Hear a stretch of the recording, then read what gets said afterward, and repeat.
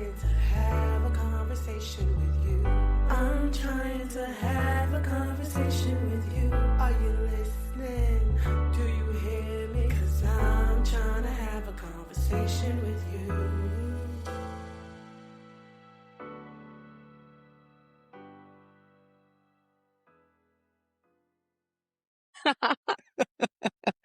All right. So welcome back to I'm Trying to Have a Conversation with You, a podcast with two sisters who never seem to be done talking. I'm Monique and I'm Kasha.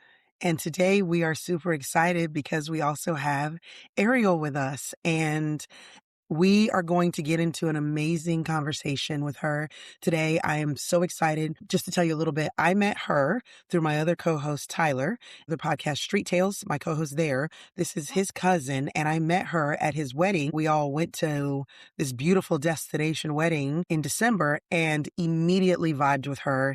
Immediately, we had so much fun. We danced way longer than we should have.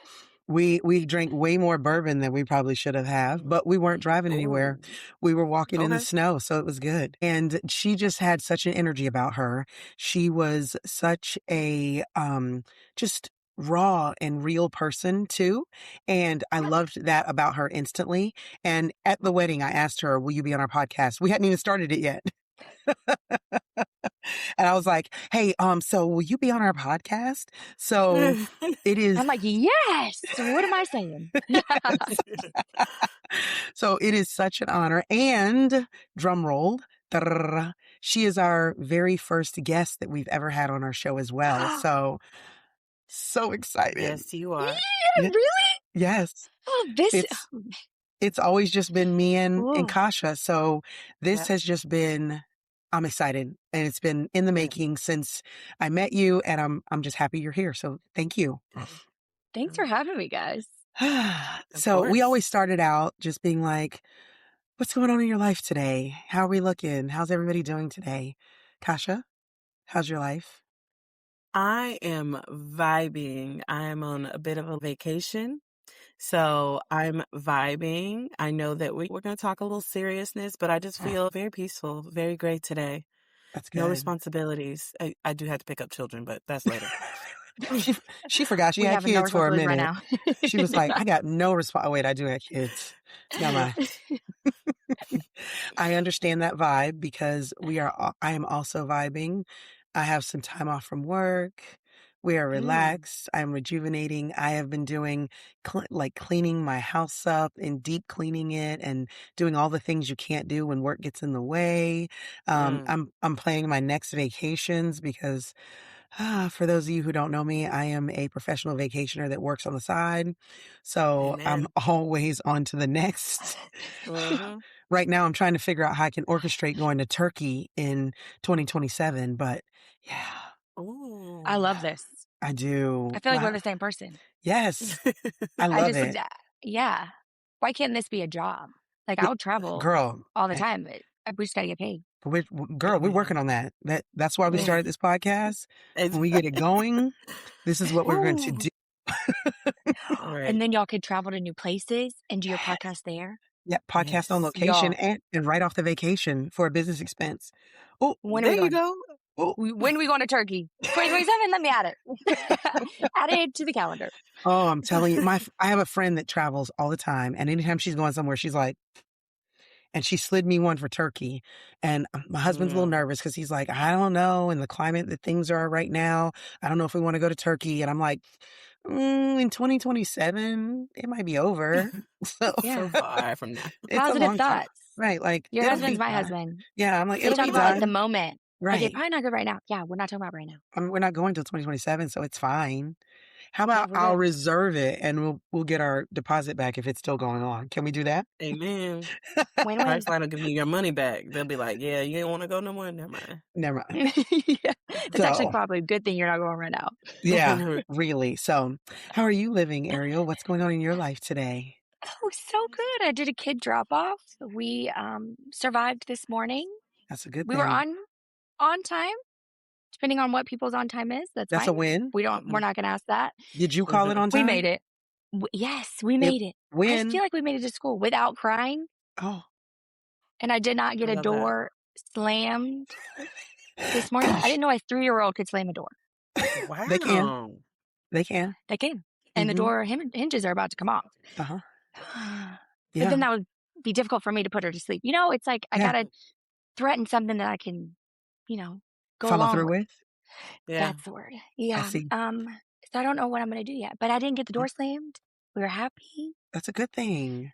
We, you know, Girl, you're having a we're good winning today. morning.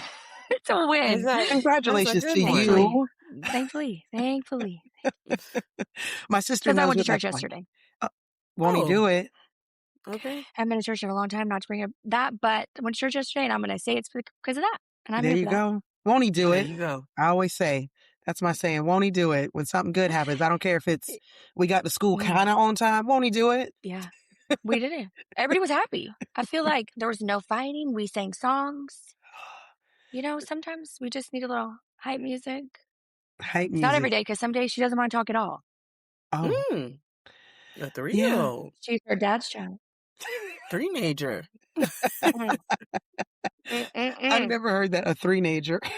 Yeah, that's Man, a it's three-nager. real. I didn't think, I love twos. Didn't think, I was like, oh, I didn't really get terrible twos.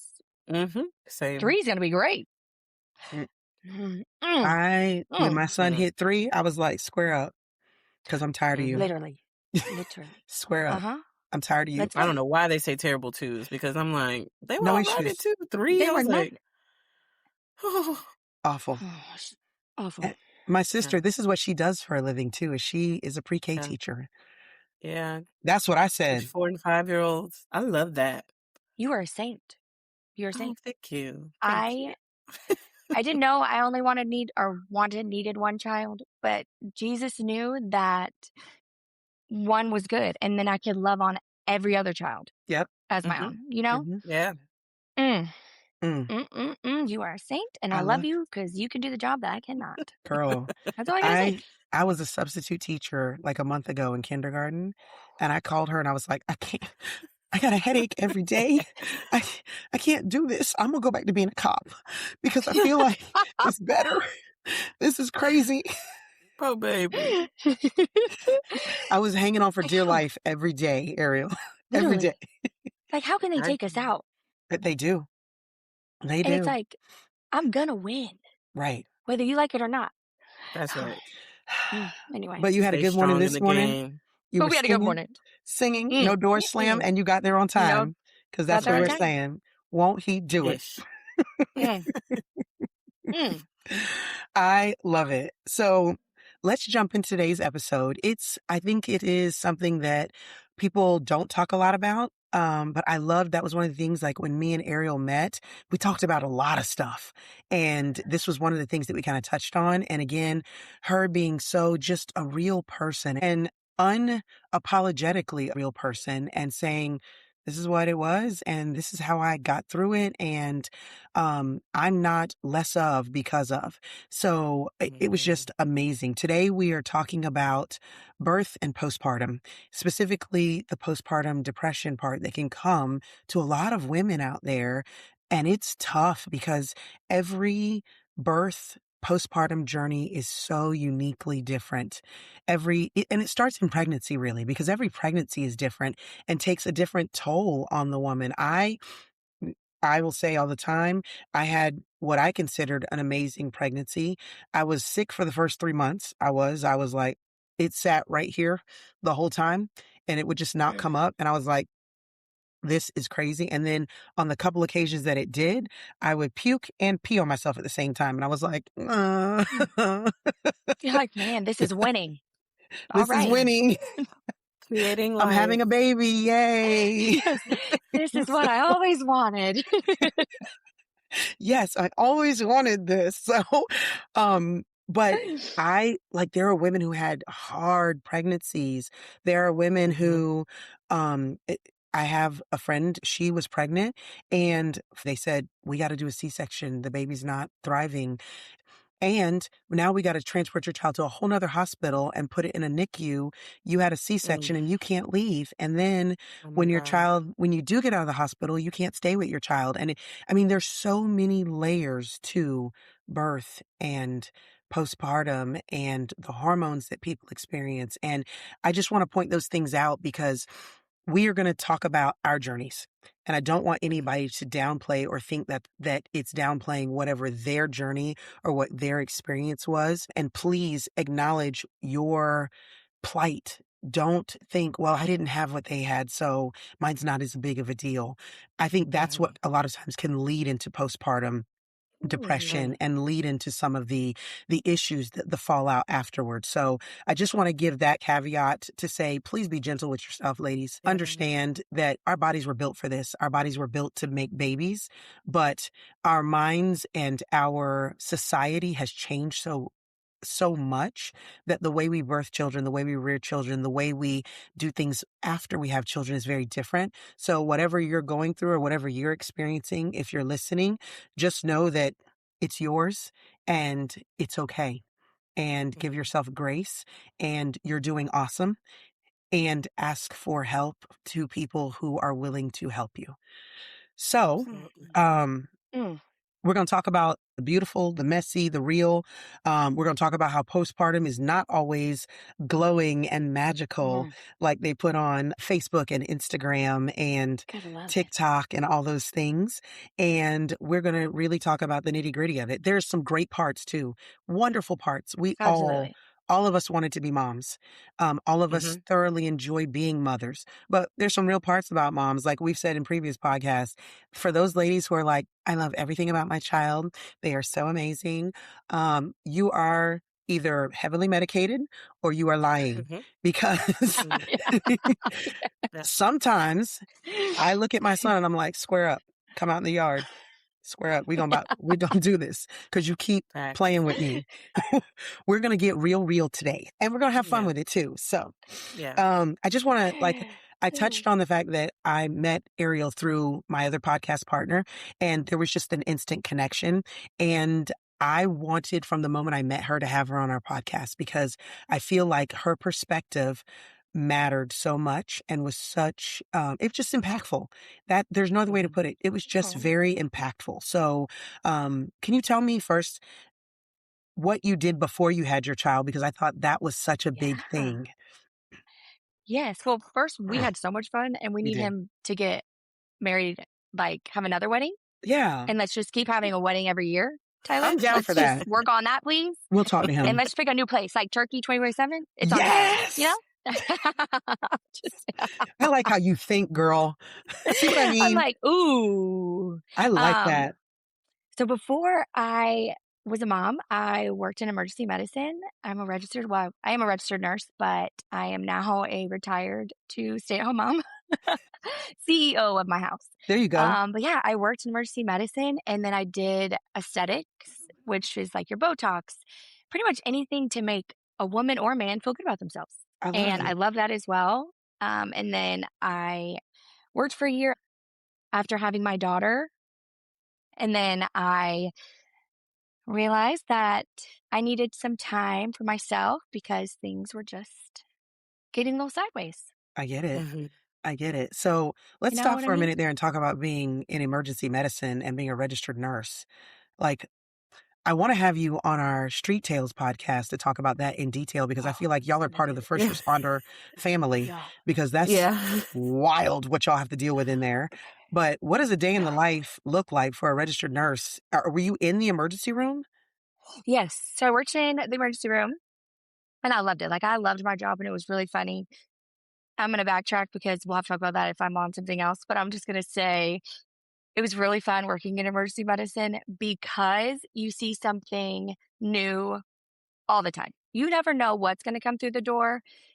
And don't get me wrong, there are times where you get your, like the textbook stuff, you Right. know, like stuff that you're prepared for, stuff that you could do all the time, you know, and then you get your other things and you're like, what? How'd that happen? It's like you're comical, but then you're like really sad, and you just kind of have to keep it moving, because at the end of the day, I always had to tell myself that no matter what, no matter how good or how bad that room is, the next person, it may be the worst time of their life. Mhm. And you can't go in there so bubbly because you had even though they're in the hospital, but or the emergency room, and you had a good patient, and it was just, you had a good feeling. You can't go to the Right. next room and you're having the worst time. You can't come in with the same personality. It's either going to go Mhm. really good or really bad. So you kind Right. of just had to switch all the time. It was like off and on switch. You Oh, could Mm. have had someone who just died, and in the next room, I don't know, they could have just had a baby. You Yeah. just yeah. never know. And that was the one thing that I actually kind of liked. I love the adrenaline and I love the not knowing Yeah. until I became a mom. I Don't- feel you. I am very Ooh. structured now.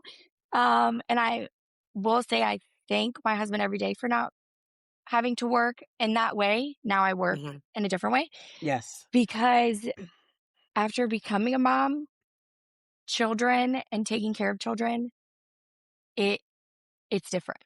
Yeah. Mhm. I Because I feel like as a nurse, you have to separate the two. You have to separate because no matter what comes in, whether it's a good situation or a bad situation, mm, it is still what is taking place in that moment. You can't hold judgment no matter in your mind. You're like, how is this happening? Or you have to separate. You have to separate the two. You cannot be the one bawling your eyes out on a situation when you have to be the strong one for the parent Right. or for that child. And in this phase of life, just it would have been a very challenging time, and I don't Yeah. think I could be the best nurse I could be if I was still having to work right now.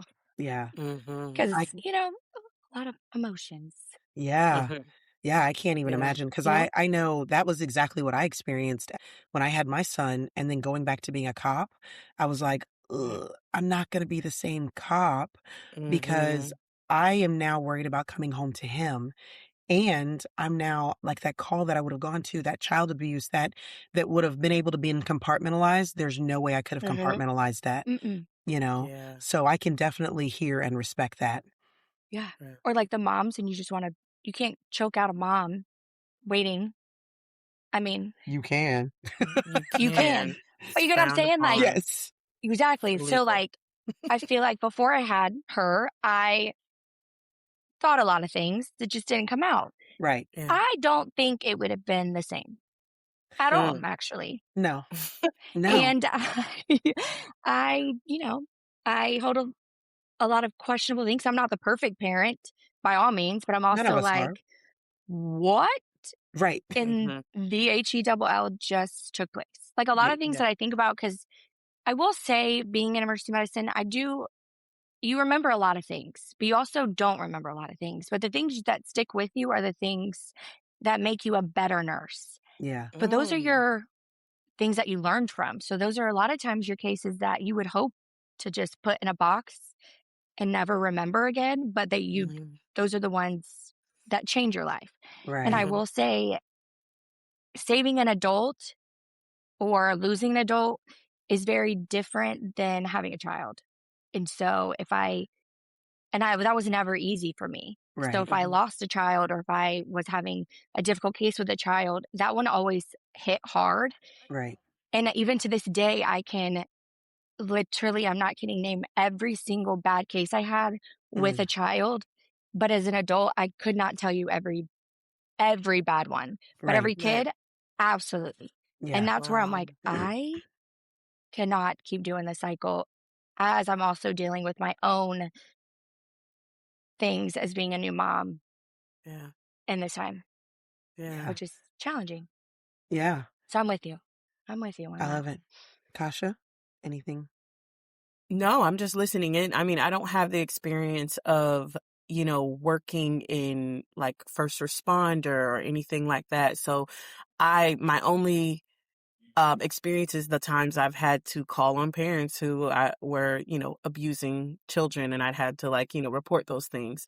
And so I do think it is a little different once I had my own children, where I'm just like, oh my gosh, like I couldn't imagine that situation. And I will say this is what's changed about my career since having children is that I always knew it, but it's different once I had my own children, that these are somebody's whole worlds. that I'm in charge of Mhm. today. And so I think about, and like I said, I'm not a first responder, but we talk about this, me and my sister talk about my anxiety and how I think when I walk, not necessarily if I walk into a store or anything, but at my job, when I'm with children, I always think about, and this is a daily basis, where I would put them in an active shooter situation every single day. Every single day. I don't Mm. ever walk in the room and think, sometimes we're doing stuff different. Sometimes we're in another corner of the room and I'm like, okay, well, what would I do if I'm in this corner? Because I got to save the babies. You know what I'm saying? Yeah. I would rather me not come home than the children not come home. So I do say that I see them in a way where I'm like, this is somebody's whole world. And I try to make Yeah. parents feel like I know that this is your whole world. So I don't try to overlook that. So that's what's changed in my career that since becoming a parent, is that I'm like, oh, I know what this feels like because I'm a mama too. Yeah. You can come. My kid needs to be in your class. When am I moving? Go ahead. Come on. Come on, Go girl. ahead. I love it. So I thought it was important to talk about what you did because as a nurse, you probably, I know as a cop, I thought when I got pregnant and I had kids, I had seen so many situations with kids. I had good, bad, and indifferent. I had, me and my sister have a large age gap. So I helped with raising her. So I was like, I got it. I'm good. But then when you have your own, it's very different. And I think probably with a nurse, you were highly competent. You are dealing with these high stress situations. And so you're like, a kid, I can do that. So Yeah. I want you to talk to me a little bit about what going into having your daughter, what were your expectations in your head? Well, it's kind of funny. So, like you said, when babies would come in or kids, I would take them as my own. I didn't even have children, but I love them. Like because they can't fend for themselves. So, and I would always try to make sure the parents were comfortable. And if parents were not around, I am that baby's world for that amount of time. Mm-hmm. And you are going to feel loved and I got your back. So to me, it was just easy. It was like we got this, we're Right. going to get through whatever we're doing, whether it's a little scratch on the knee. Well, guess what? I'm going to give you the best Peppa the Pig Band-Aid we have, or whatever. So to me, I thought having a baby, when I found out, I was like, oh, I love children. Okay. I can manage sick children. Thankfully, I'm also married to a man in medicine. So I'm like, we got this.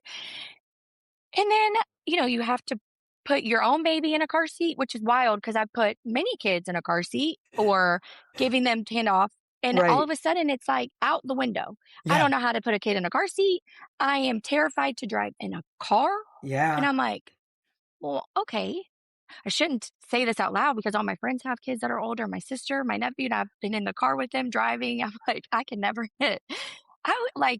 Who thought you'd be anxious with your own child in a car? Yeah. Or like giving a bath or anything like, I don't know. She got sick in the Yeah. first, I want to say she was like 3 months when she got COVID. But anyway, Oh my it was gosh. very out the window. Yeah. I'm not kidding you. You would have thought I'd never been around children. Yeah. You would have thought I wouldn't even know how to put a Band-Aid on. Yep. It's something different. It's crazy. Mm-hmm. I'm like, Mm-hmm. You were like, except I wait. will. The only time it came in, like when I needed it to, I mean, it should have came in every time I needed it to. Let's be real in this moment. But when she ended up getting croup, obviously, but when we were at the hospital, I mean, you could tell a kid had croup the minute that baby walked through the door. I mean, Right. I don't want to say it's textbook, but that baby has croup. And so when she had croup, it was almost like oh, okay, let's do it. Cause it just came on suddenly and it was almost like an instant boom. And that's about the only time I felt Yeah. like I knew what I You're was like, I doing in know the this moment. one. Everything Mm-hmm. else, I couldn't even do basics like when to feed her, how to nurse. I breastfed. Well, you would think that was natural because it is. It is. It's not. No, Right. Well, it is, but not. I don't know how I to get explain Yeah. it. that. No, I Oh, get it. Wild, right? it's And so changing a wild. diaper, we've changed probably what? Many in our lifetime? You would have thought I didn't even know how to change a diaper. Totally different. I can tell you, I Mm. breastfed my son and like you said, I expected it's natural. I just put him on. He's Yeah. going to latch.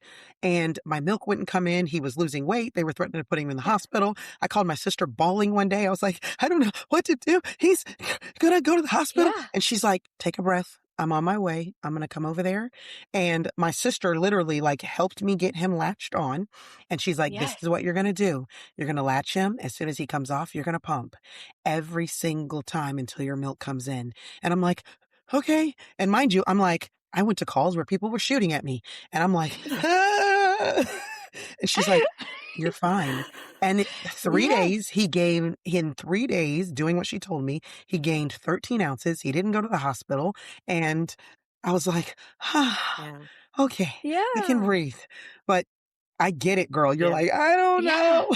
know. And you don't. And funny when you said you called your sister. So I will say to every mom, fed baby is a happy baby. Yep. It doesn't matter how that baby is getting fed, whether it's breastfed, formula fed, please just feed the Just feed baby. them. And I will say going into this or going into being a mom, even with my delivery, I had no expectations because I've delivered a baby in a wheelchair. I've delivered a baby in the floorboard of a car.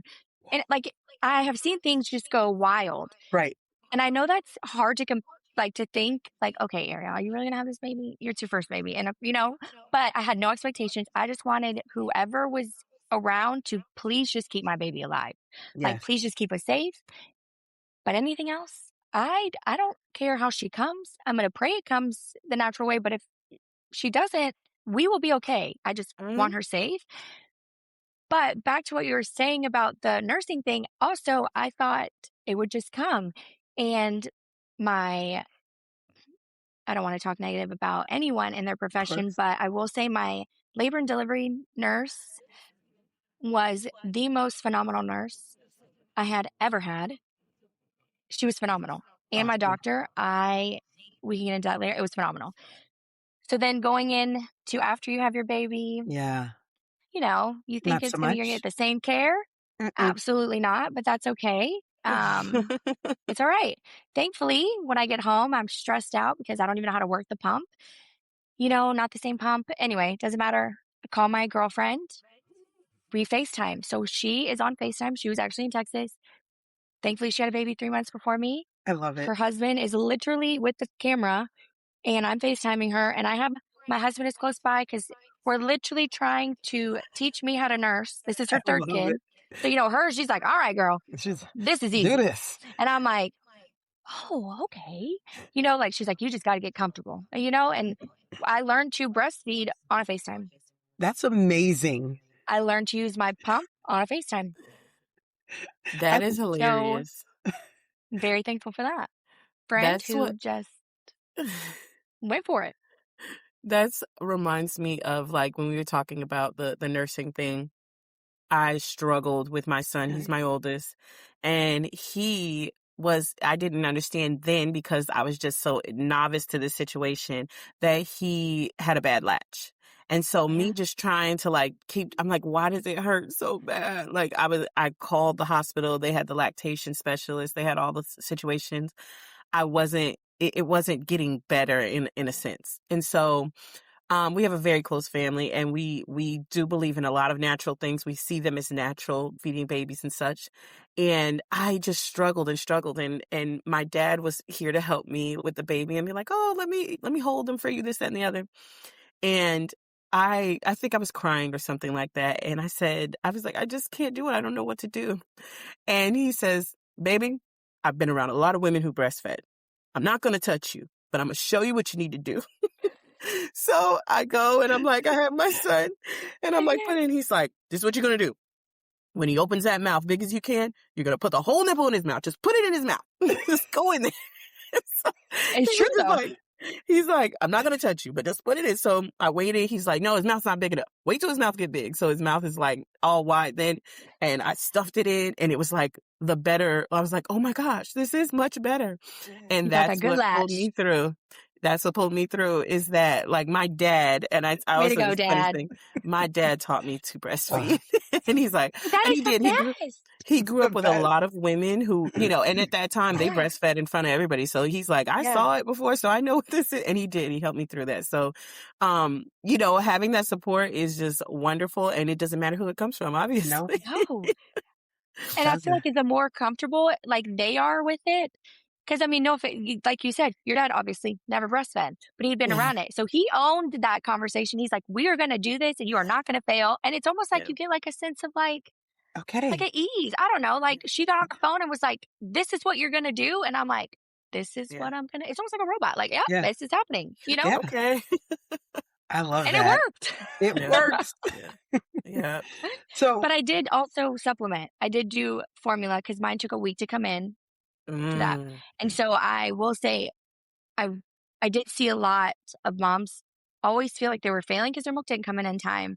And that's when I going into being a mom, I knew besides I didn't have a birth plan, I just wanted us to be safe, that I also was okay with the alternatives where I was going to get this nursing done. Like we were going to try, and if it didn't work out, it didn't work out, but we were going to yeah. get it. We were Yeah. going to die trying. Yeah. But in the Yeah. meantime, because it took almost a week to come in, I did supplement because I had seen so many moms just be so upset. And I'm like, I don't Mhm. want that. I have to have Yeah. some positivity because I don't know what's going to be going on in my life. Well, now we know, but at the time, I did not Right. know what to expect. And I was like, if that's one less stress, give me all the formula until I can. And then thankfully, Yeah. because she didn't have a good latch either.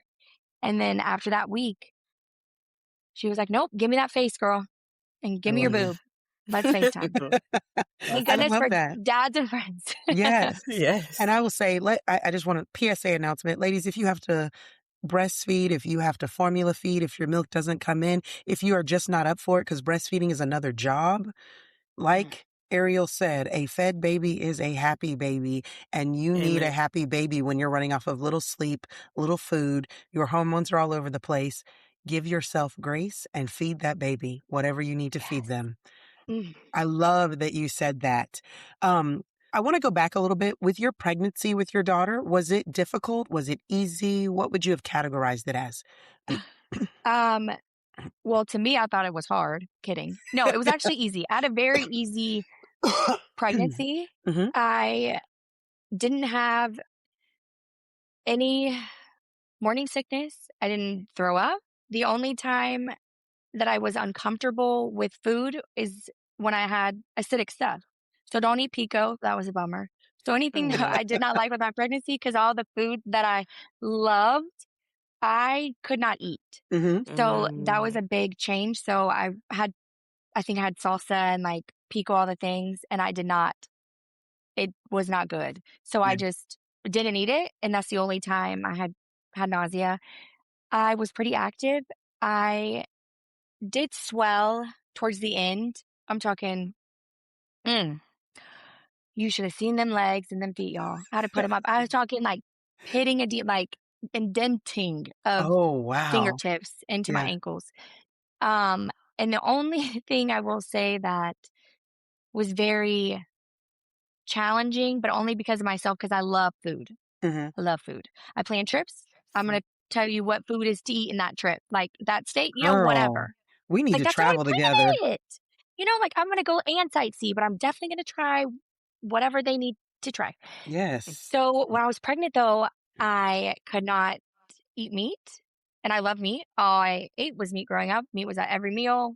I love pork, and I remember calling my husband crying because I could not eat a pulled pork sandwich.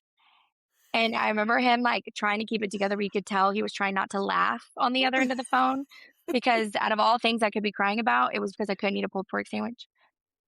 I It's love that you were comical. crying about that. You were like, Oh, no, I was baby. this is bawling.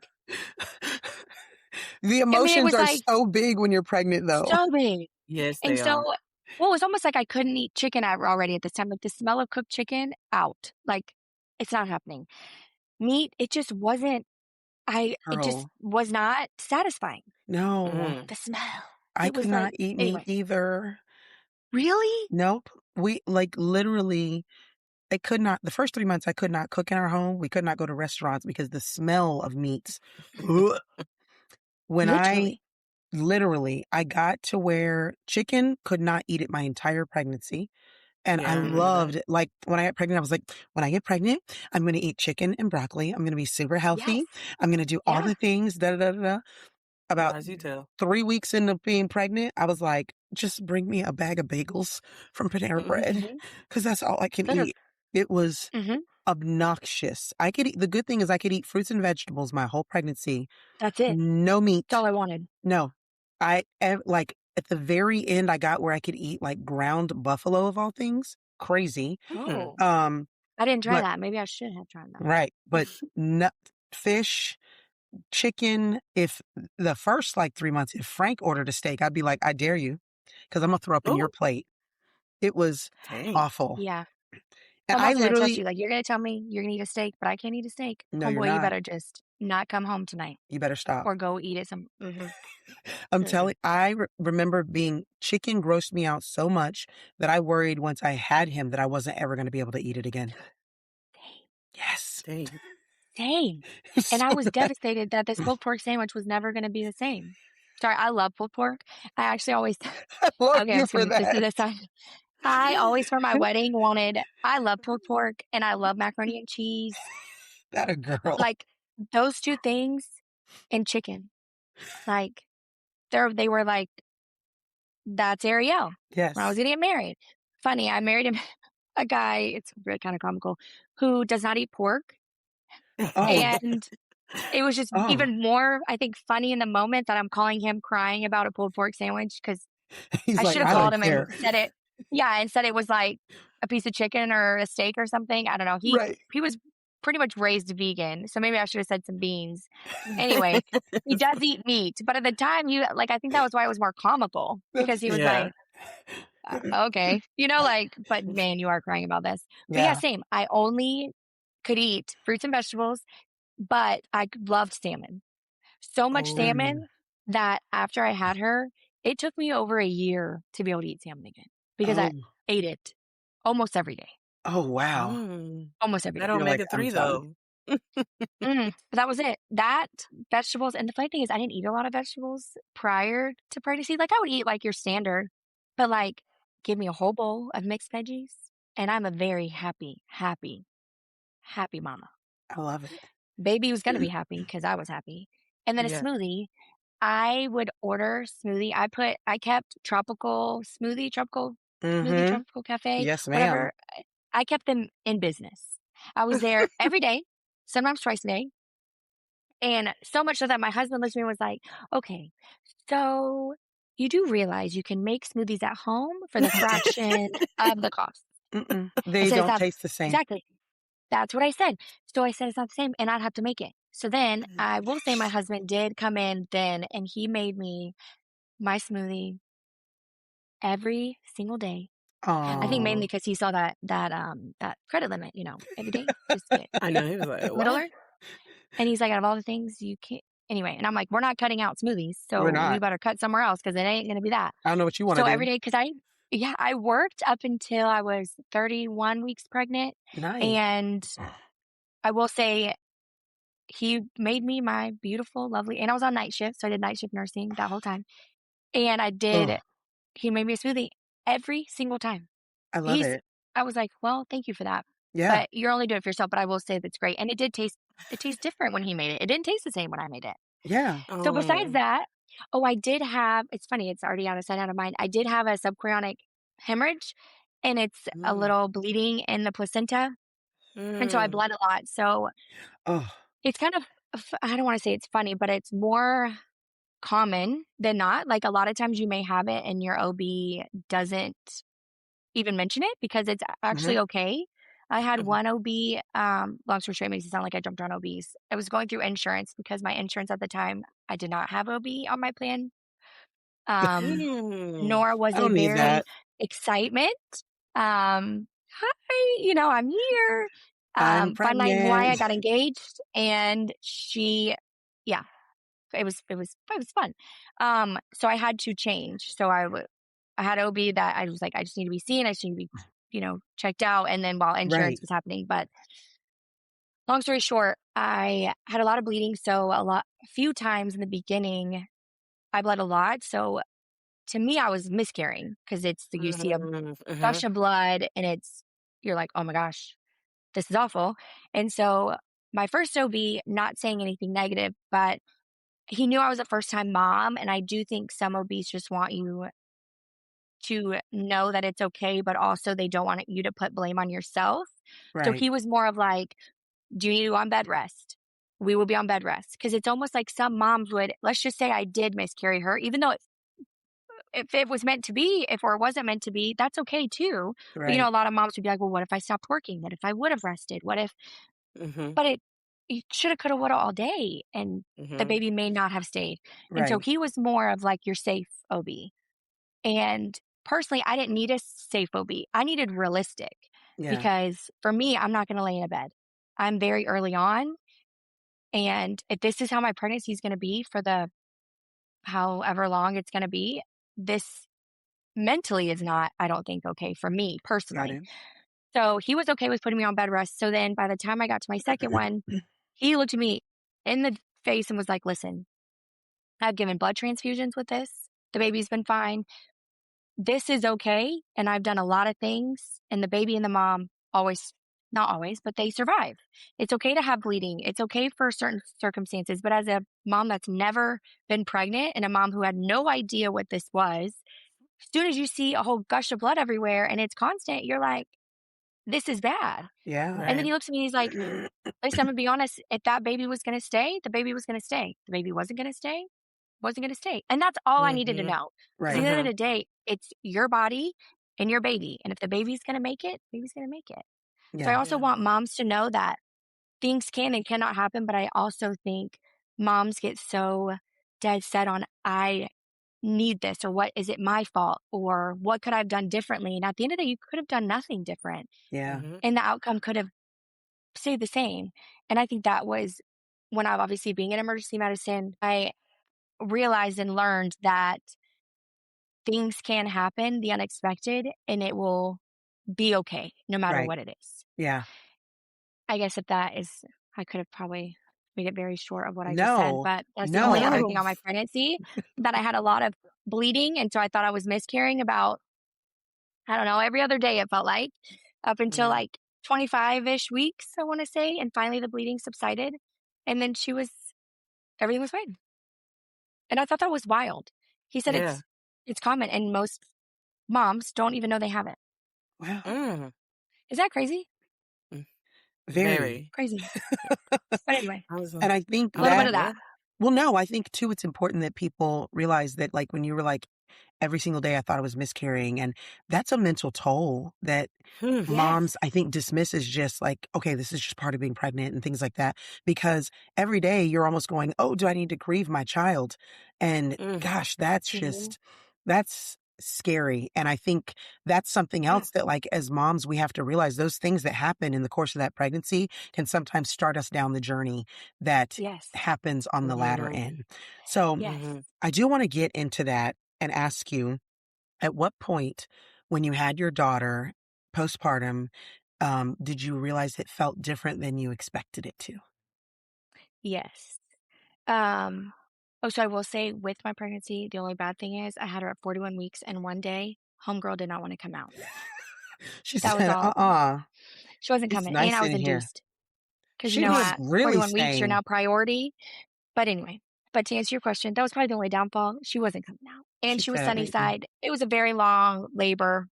My pregnancy was great. Delivery, thank you for my nurse. But she said, no, I'm anyway, not leaving. she wasn't going to come. But I, after I had her, or so to be honest, as soon as I had her, which is so sad to me, but it was almost like I got a rush of emotions, I don't know how to describe it. It was it's like a waterfall, I guess, like going whoosh, like a flooding. I don't know another way to describe this.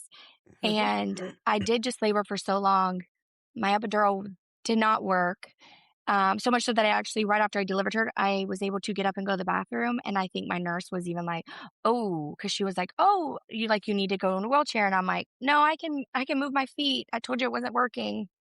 Jesus. Anyway, Told you. um, yeah. But I had a very, very bad headache, but it was probably just from, I mean, I labored. I was, technically, I was in labor for 23 hours, but like active pushing for 3 hours. Oh, wow. So, it was a long day and I was It's a hungry. I lot. mean, who knows? But I had a terrible, terrible headache after delivery. And pretty much it was like a rush of this thing inside. I got a really, really bad headache, and my excitement to be a mom went out of sight, out of mind. Right. It was the most, uh, it was It's okay. odd. Yeah. It's okay. I think that ladies need to understand that this is something that it hurts and it's hard and it is something that is real because I think in many cases it's been dismissed. I know the reason this was an important episode to us is my sister struggled with her postpartum, and it was Mm-hmm. probably for me as a sister looking in at her one of the hardest times to watch her be in Absolutely. pain and not know how to fix it and not know how Emotional to pain. tell her what to do. And we were all rallying around her, but it was very, Mm-hmm. very hard. And so it's okay. And Yeah. it's Yeah. okay to cry. It's okay to say this was that hard. Did you Yeah. have the Yeah. same rush of emotions, Kasha, that she's talking about? I absolutely and vividly remember that. And that is the first time I've ever heard someone actually say that, because now I looked for that for with my second birth. But when I had my son, it was this dump. It was literally just how you describe it. It was a dump of like something, like I felt him come out of my body, which was one thing, but it was just like also that waterfall of just emotions. I cried when I was having him. Well, they laid him on my chest and I just was crying. I think I believed in that moment that it was just these tears of like, oh my gosh, my baby. And I did have those thoughts where I was just like, this is who was in me the whole time. He was my first. And so I had that feeling. And then just like she said, there was this just something that just sucked out of me being able to see myself as a mother in that moment. It was like I didn't really see myself as a mother. He was kind of foreign to me. Even though I didn't have negative feelings toward him, I just still had this feeling of like he became foreign all of a sudden. It was a very strange thing to explain, but yeah, that rush, I've never heard anybody say that. And so it was just like, and I started Yeah. crying. I'm boohoo crying. And the nurses were like trying to wake me up out of my like funk of being like, hold, wipe him and do it. And I'm like, okay. Yeah. But then going in, after that, like he just became foreign, and it was a very strange feeling all of a sudden. Yeah. So, Same. and I totally understand that, there's a lot of emotions that come with that. So, we're going to get into Mhm. that, of course. So, Yeah. but Yeah. it's definitely okay to feel that, because I, for years, have dealt with, the feelings of that, the memories of those feelings, and definitely some guilt that came about for sure. Yes. Yeah. So, Because yeah. you think that you're gonna get this baby, and it's like, oh, I felt this connection that I never, because you see it all over everywhere, Mhm. Yeah. and you almost feel like you're like, oh my gosh, am I already failing? Because Mhm. this was not the same, Yeah. and I yeah, it was the most wild thing, but it's all Mhm. about everybody's delivery being different or the same or similar, and it's relatable, and it's nice to hear someone, because when I try to talk about it, a there are moms who don't have that, or they don't experience that, and it's not that you are embarrassed in your own mind, but then you kinda shut down, and then you don't mention that phase of it, because it's almost like, even though it's very vivid still, but it's like you don't wanna keep bringing it up Mhm. front. I don't know. Yeah. Right. Yeah. Silly, silly thing that we have. Our No, minds play crazy tricks on us it sometimes. absolutely. Mm. My sister And says, hormones. what do you always say Ooh, about the brain, Kasha? What did you say? I said, what do you always say about the brain and our mind? Oh, the brain is a tool, and I do not mean that as a compliment. It's a tool No. because it's like, what are you doing? It does stuff against us. Yeah. Literally. It plots against us. You're like, why are you doing that?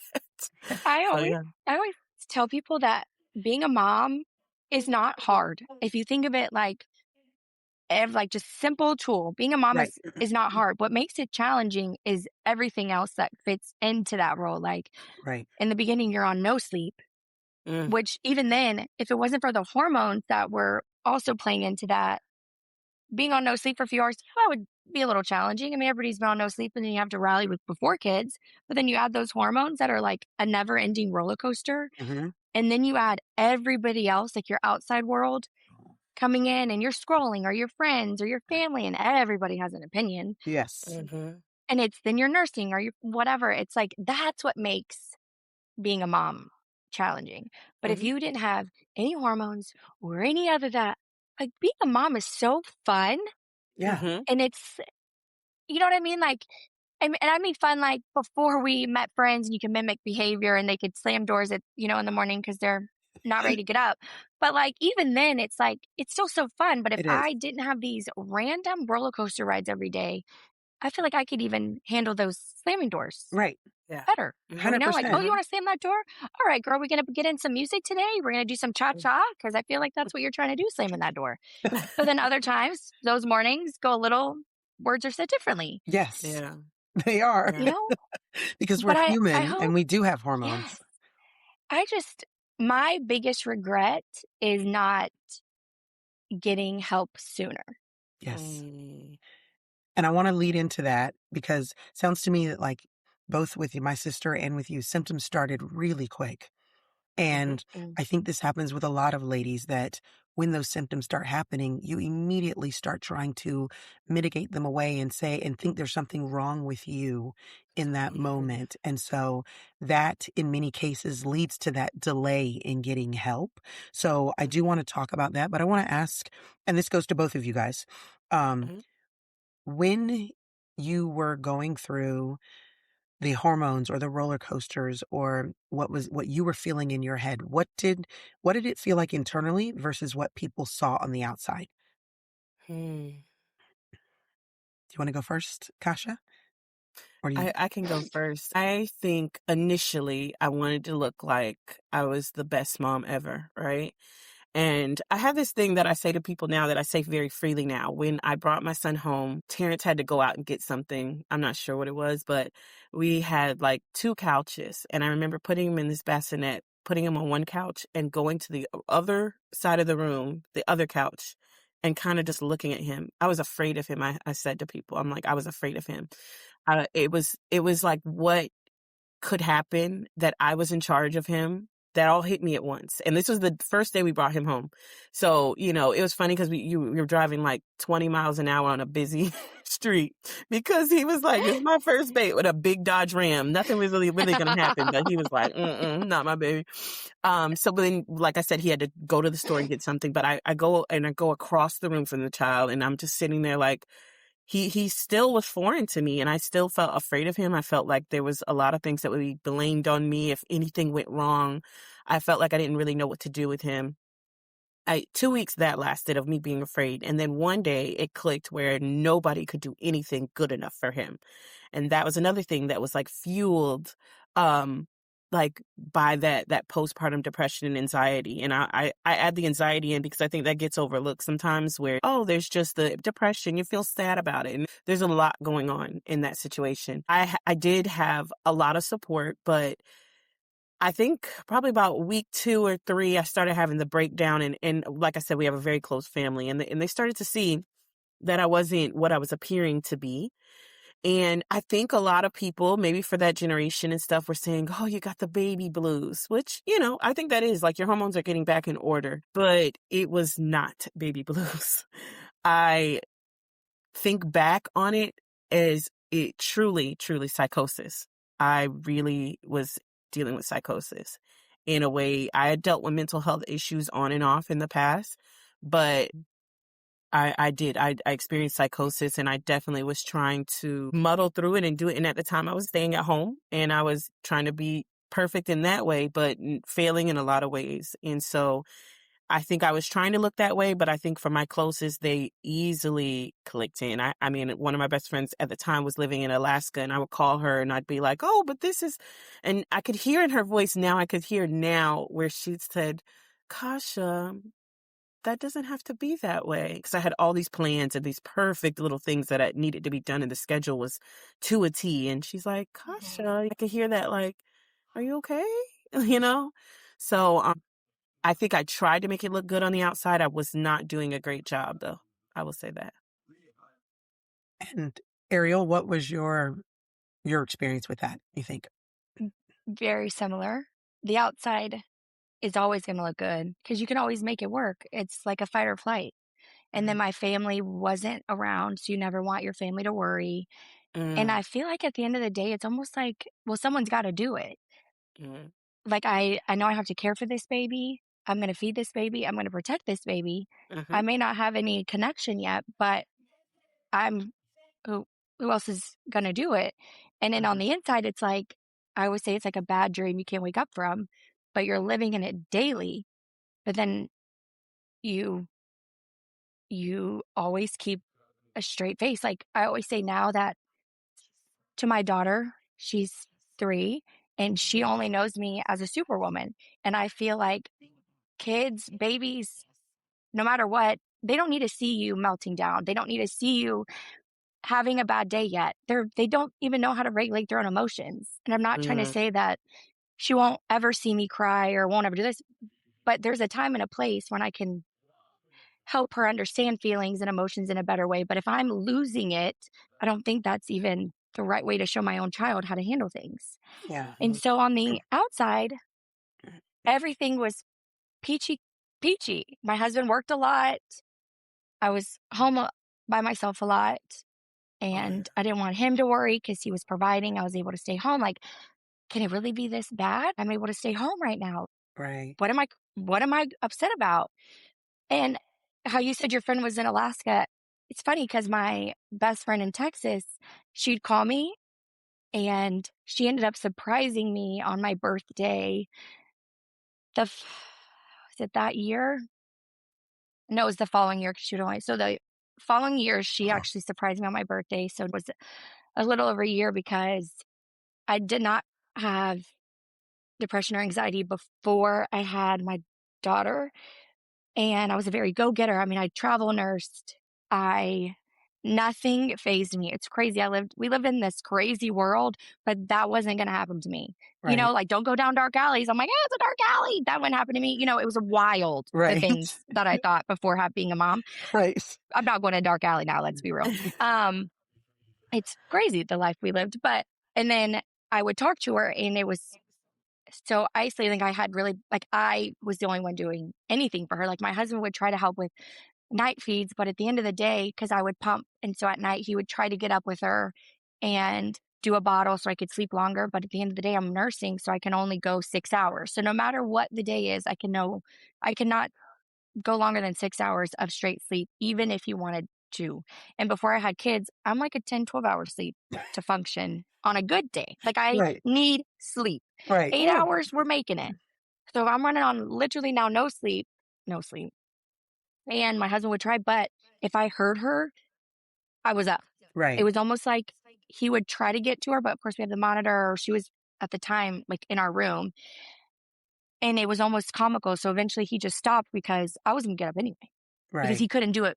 He couldn't do it like I would do it. Exactly. Not that I was meaning it that No. way. It just, and if my brain goes off and I had this anxiety that I was not admitting that I had, I just said, no, there's no reason I can just nurse and we could save the. I would tell him, like, nope, I'm up anyway. I heard her crying. My boobs are, tingling. Like, I'll just do it. But like I was saying, my girlfriend was picking up on things. So she also, funny, she picked up on it and she had a baby 3 months later. But this was her second child. And I don't know if she was able to just pick up on it because she wasn't starting new, but it was the things like I wasn't going to the grocery store. I wasn't leaving my house. I got everything delivered to my house. I Yeah. literally was not ever leaving without my husband. I didn't go anywhere. Um, and I wasn't doing the fun things that brought joy to my life in general. And every day, and it wasn't like she ever questioned it. She never made me think I was doing something. She would just say, "Oh, those groceries are getting delivered again this week." And I'm like, "Yeah, like, can you believe that? Like, I got $10 off this week or something." And Mhm. then she ended up surprising me on my birthday because I was telling her I wanted to go to like it was my birthday's in October, so all like the Halloween festivals, pumpkin patches, all these festivals coming, and it had been so long that she had picked up like I wasn't going to any festival with Right. with my daughter, like I wasn't doing anything. Mm. And she surprised me and said, "I'm here for the weekend." And she brought her little one, her youngest one, and we did everything under the sun we could do in 3 days because she said, "I know you won't do it when I leave." It's okay. So thankful for her. Yeah. We are thankful for the people who stand by us in those hard times. And I think it's because I didn't even have to say anything Yeah. because everybody else, I was super mom. Yeah. And to my husband, he would go to work and I never wanted him to worry. So like to my husband, I was happy. I was like, I got it. And then as soon as he left, it was so sad. Yeah. And I will say, like, it wasn't that I wanted to ever, like, I give grace to moms. Like, you see things like moms doing things to to babies or doing things to themselves. And at the end of the day, like, I can relate. Your hormones are wild. And Yeah. I'm grateful I did not want to hurt my baby. But my hormones were so crazy Yeah. that you think she'd be better without you because you are so crazy. So my thoughts were more to myself. Right. And I am not super religious. Uh, but I do thank God for him every day because I went a full year without getting treated and I saw my OB. And so, long story short, I quit nursing at 6 months, not because I wasn't producing. I mentally was not doing well. And if Right. you start making changes to yourself, like working out, eating better, your production fails, which Mhm. also sucks because Yeah. my production is the best when I eat cinnamon rolls and all the carbs, Right. but Right. like and all the meat, and I'm like barely getting this meat down. Right. It's like all these things. And so he even said, like, I said, "No, I'm gonna stop breastfeeding. I am gonna make changes, and I'm gonna give it another 6 months." And it was wild because nights were the worst Yeah. for me, but I don't know.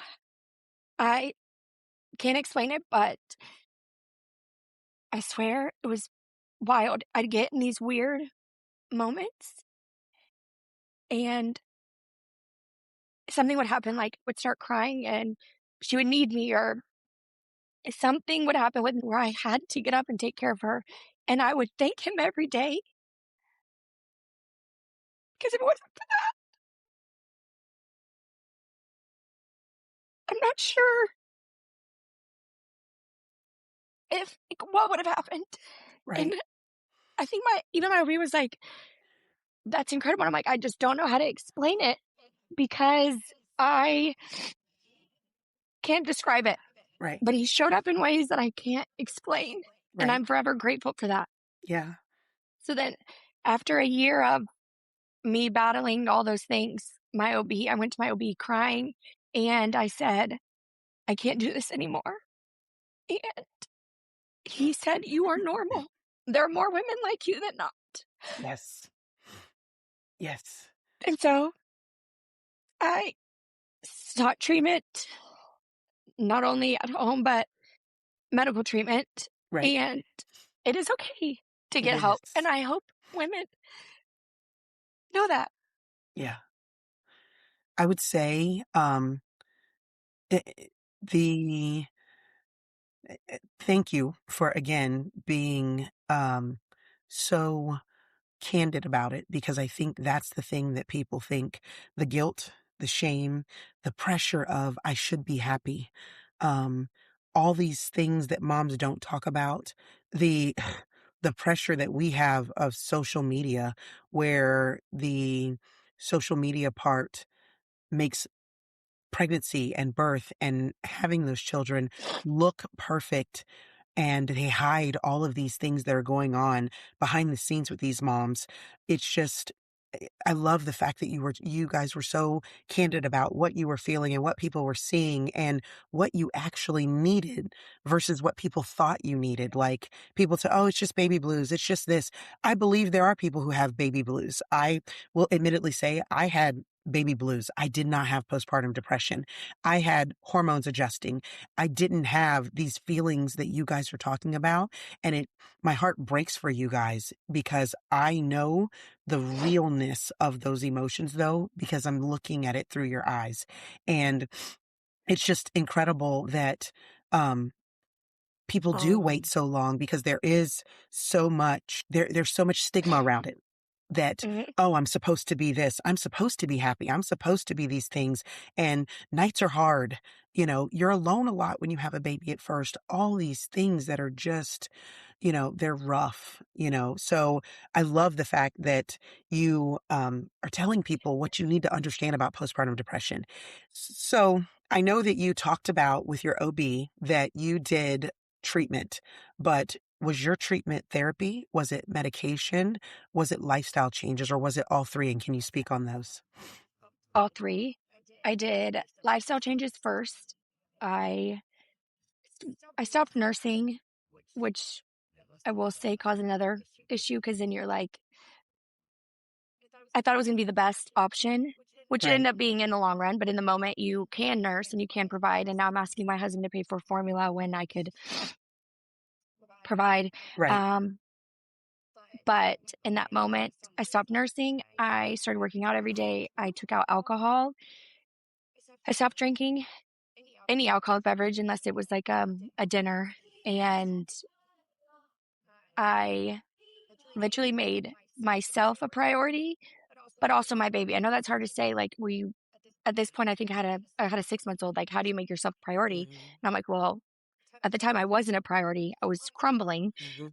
And I also made her a priority, but I also did it healthy. Like, how can you have a healthy mom and a healthy baby? Mhm. How can Hmm. I be this long-standing healthy mom when I'm crumbling every time I put her down? Mhm. Right. Um, but that also caused I quit nursing when I could have kept going, but I thought it was best in that time, because nursing someone all the time and pumping constantly is a full-time job. Mhm. Yes. And so then you get mad at yourself again that you stop, because you're like, but I could have done it. It wasn't that I wasn't producing, but I wasn't myself. I was going crazy in different ways.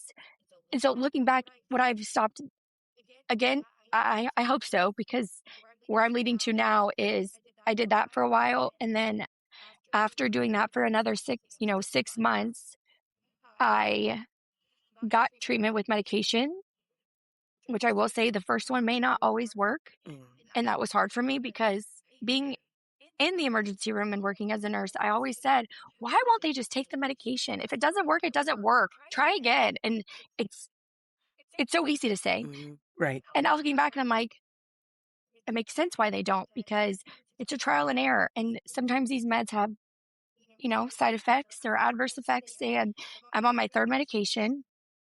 The first one, I was super flat, but it was the best, y'all, the best I've ever felt. You Mhm. have no emotion. Yeah. You went from having all these emotions to zero emotions, and you're like, wow. And my husband's like, absolutely not. Right. You're not even, you are a robot. Right. And I'm like, I thought life was great. The Mhm. second one,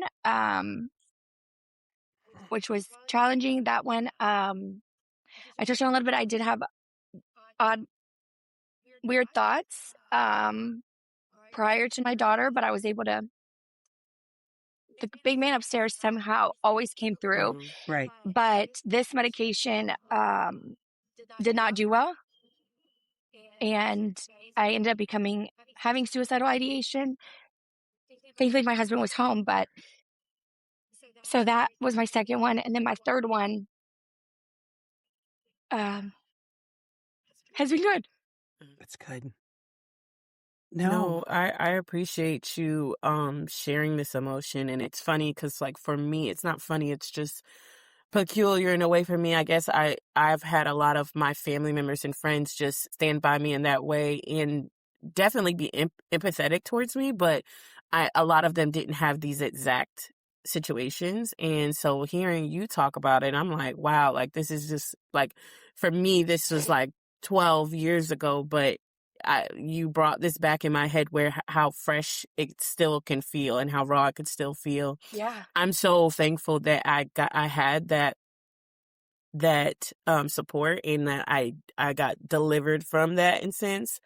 But it really hit me when you said about your friend and how she heard you and she knew something was off and she's like, I gotta go, take care of my friend in a sense. And I feel like that, like all of my family rallied around me, and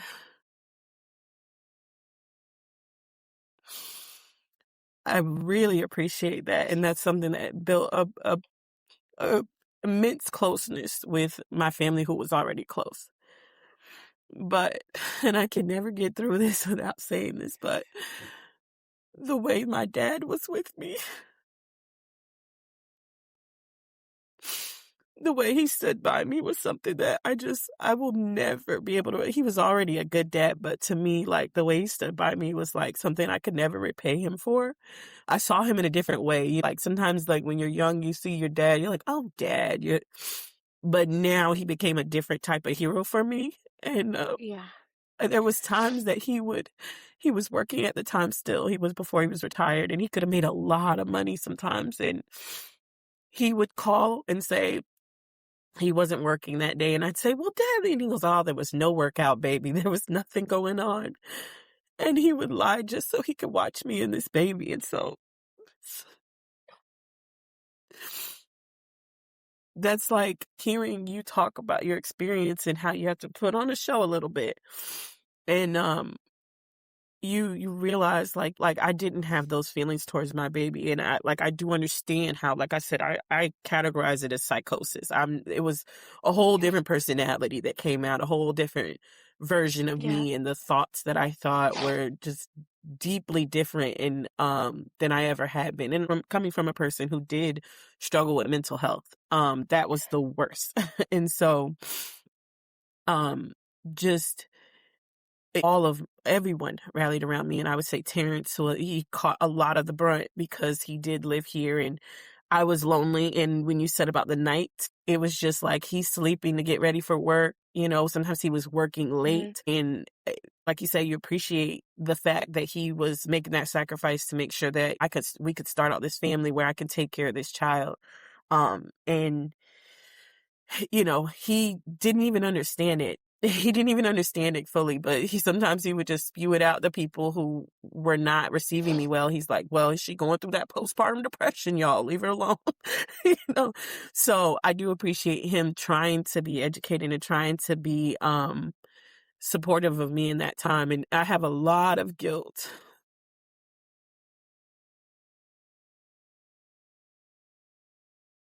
I have a lot of guilt from things that I did when I was in the fits of psychosis. But I'm just appreciative of even the experience in itself, because we can talk about this with people who don't know what this is like. And I feel the same way. I worked with children my whole life. Never a day would I think I would have a difficult time raising children. Just like you said, you could be doing it all day and then all of a sudden you're like, wait, how do I do this? Like, this isn't getting done right with my child. And so those like just obsessive thoughts on things like that nothing's getting done right and all that, and just the deep emptiness, the deep loneliness, the deep disconnect. I could be in a room full of people and be so lonely, and it was crazy. And so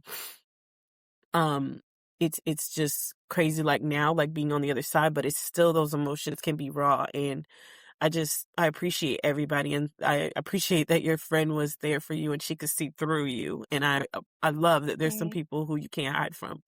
So You can't at all. It's crazy, It isn't is. it? Like, where no matter how tough you are, those certain people, like your dad, they see you, and I'm very grateful for those individuals. So yes, I did all 3 after medication. I did therapy, and now we're in a good spot. Obviously, things, period time. yeah. I don't Yeah. want to say that time, but Yeah. everything can get tightened, and everything is better. Obviously, when you talk about it or you hear stories, it's sad because we can relate.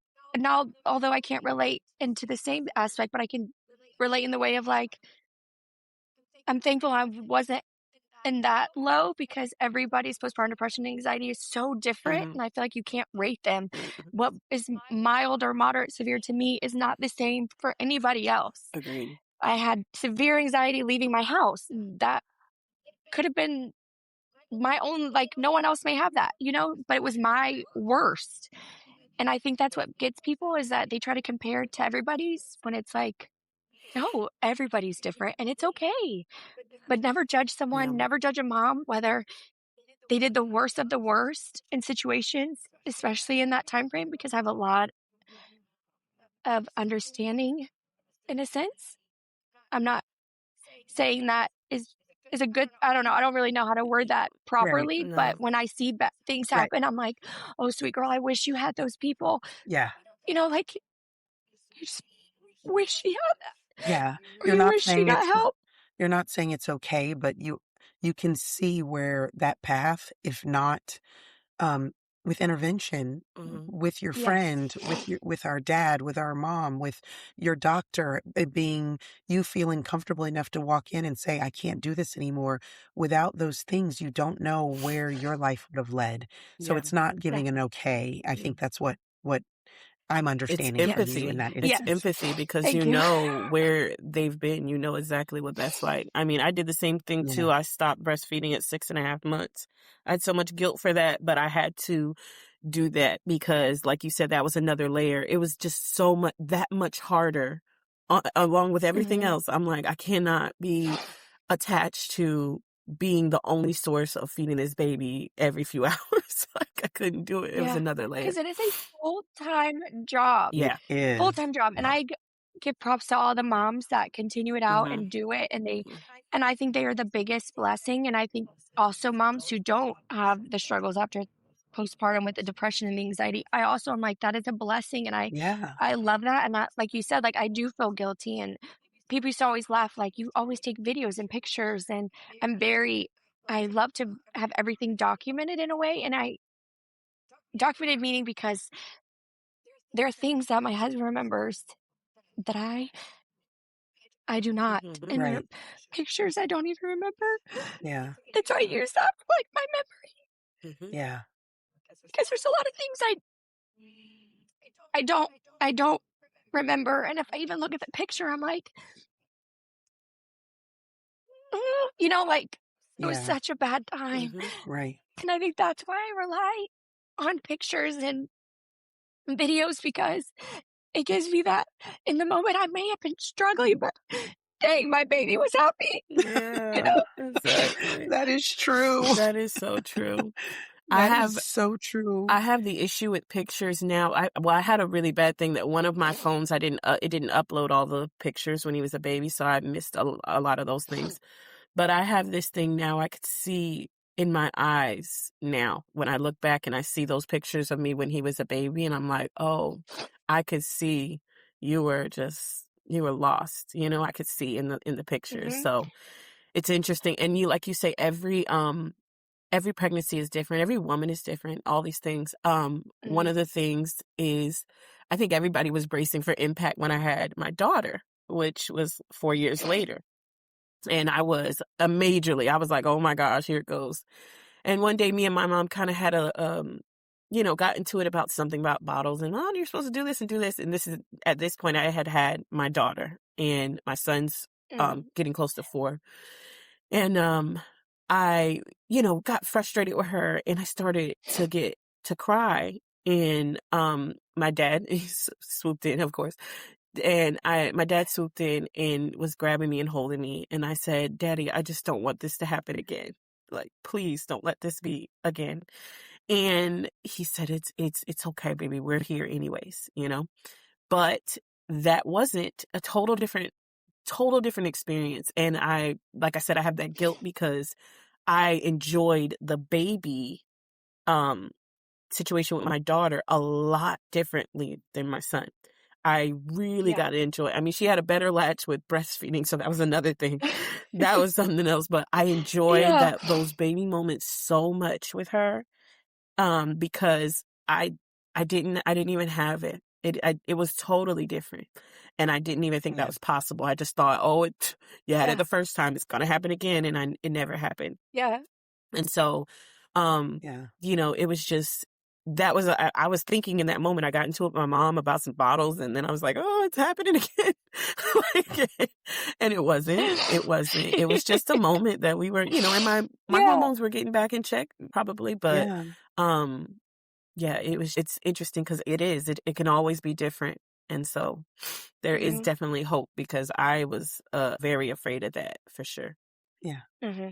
That's one of the things I did want to kind of, because I want to be respectful of everyone's time, is I wanted to kind of end on was the fact that there is hope and there is life after going through postpartum depression, postpartum anxiety. Mm-hmm. There is life after that is happy life. It's not just getting through life. I, like I said, have had the blessing to see my sister Kasha have life after and see her enjoy having another baby even and be okay. So Arielle, can you speak on that in your life after you got the treatment and the stigmas went away and you started really like the sun came up again? Yeah, they're the light at the end of the tunnel. There was no longer flickering. It's been so fun. Life is fun. I'm also surrounded with amazing group of people.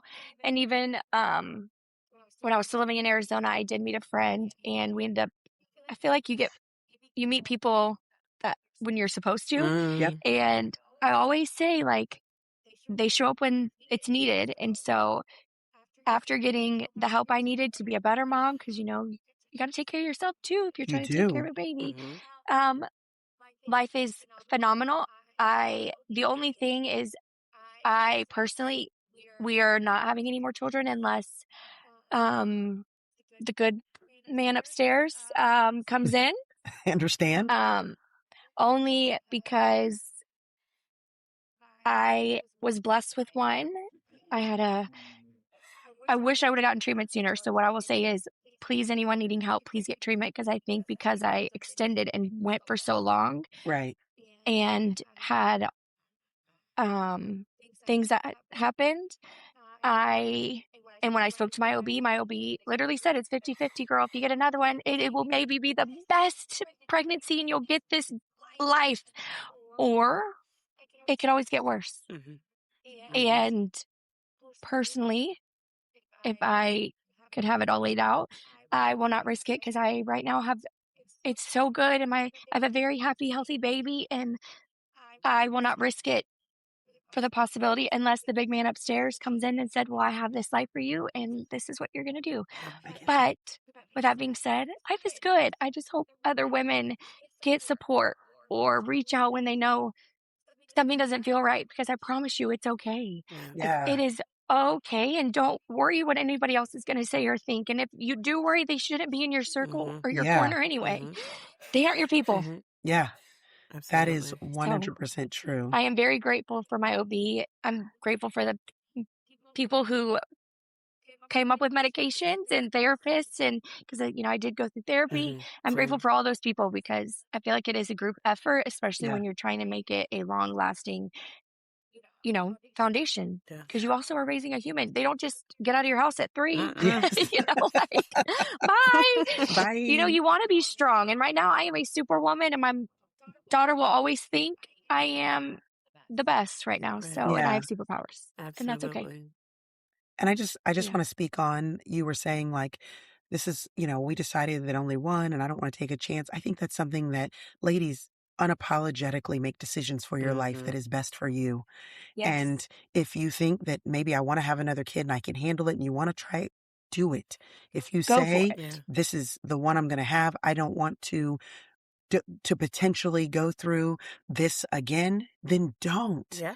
Because the best version of Arielle is here as a result of the decisions that you're making for your life. So thank you for being so candid. Thank you for sharing so Whew. openly. Girl, You do this to me. I met you, and then I was like, la, la, la, la, la, la, la. girl, I will tell you, this show, we cry on just about every episode. We'll get That on is there, it'll be facts. something funny, and then we'll be like, and this one time when my son, like, it's just what we do. Barely get through an episode without some tears. Even, if you listen to the collaboration episode we did with the boys, we almost cried on that one. Yeah, I was like, let's not cry this time. This is not the time. But I want to say, And here we are. I want to say I leaned into therapy and I did have family support. You said you had leaned into therapy and you had took medication. I think the thing of it is we need to understand is you have to do what you need to do to survive and be the best version of you first and then the best mother. So like you said, you went a little long. I went a little longer as well. I didn't get that. Because we're in denial. Yes. This ain't for us. Exactly. So I think noticing that difference, noting that and letting someone know that it's trustworthy to say, hey, I need this help so they can guide you. Because sometimes you're not good at even making decisions in that moment. So they might be able to guide you and say, hey, girl, you need to go talk to that doc, or whatever the case is. But you do what you need to do to survive and you make the decisions that are best for you and your family. And I agree with you saying, hey, I'm not going to take the 50-50 chance. It ain't worth it because it can be, you already know that road, So, I definitely appreciate you sharing this story. And I definitely have so much similarities with you that I'm like, oh, wow. I know. I think that's why I hit where I was trying to keep it together, but man. Yeah. Okay. Thank you. Such a beautiful thing, though. Thank you.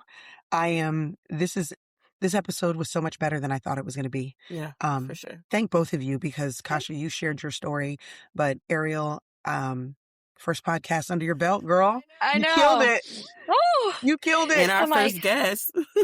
First guest killed it. So with that being said, thank y'all for having me. Thank you so much. Of course. It was so fun. So I am Monique. That's Kasha. And that is our guest, Arielle. And this conversation is over.